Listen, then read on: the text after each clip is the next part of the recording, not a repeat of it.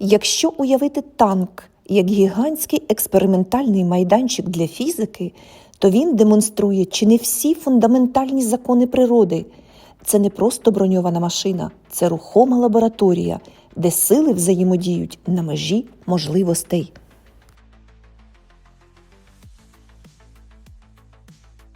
Перед вами 60 тонн, що пливуть по землі. Важкий танк може без проблем рухатися по м'якому ґрунту і навіть по болоту. Як? Завдяки гусеницям. Вони діють як снігоступи, рівномірно розподіляючи вагу. Якщо поставити автомобіль на ту ж поверхню, він відразу загрузне, бо його вузькі колеса створюють значно більший тиск. Саме тому гусенична техніка може проїхати там, де звичайний транспорт безсилий. Коли гармата випускає снаряд на швидкості, що в рази перевищує швидкість звуку, можна подумати, що танк мав би відкотитися назад, немов від удару.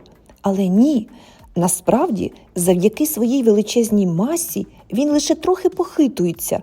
До того ж, спеціальні амортизатори гасять віддачу, а сам постріл виглядає ефектно і безпечний для екіпажу.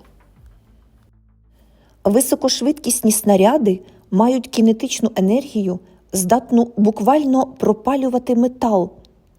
Цікавий факт. Спеціальні бронебійні снаряди роблять з уранового сплаву. Уран не лише важкий, а ще й самозагострюється при ударі. Тобто замість того, щоб тупитися об броню, він вгризається в неї ще глибше. Сучасні танки мають інфрачервоне маскування. Вночі техніку можна легко помітити по теплу двигуна. Він буквально світиться для тепловізорів, але інженери придумали хитрість. Спеціальні панелі розсіюють тепло, роблячи танк невидимим для камер. Деякі моделі навіть мають активну систему охолодження корпусу, щоб злити його температуру з навколишнім середовищем. Довжина ствола має значення. Чим довший ствол, тим більше часу гази розганяють снаряд всередині нього. А це означає, що він летітиме швидше і пробиватиме броню на більшій відстані.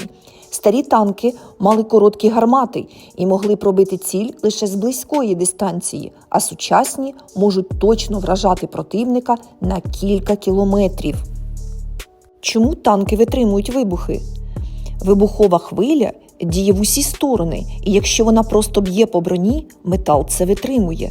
Але головна небезпека – ударна хвиля, що проникає всередину.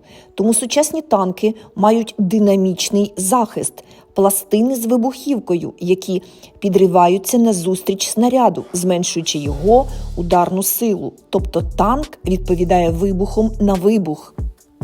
Отож танки – це не лише про війну, а й про велич людського розуму, який змушує навіть сталь і вибухи грати за своїми правилами.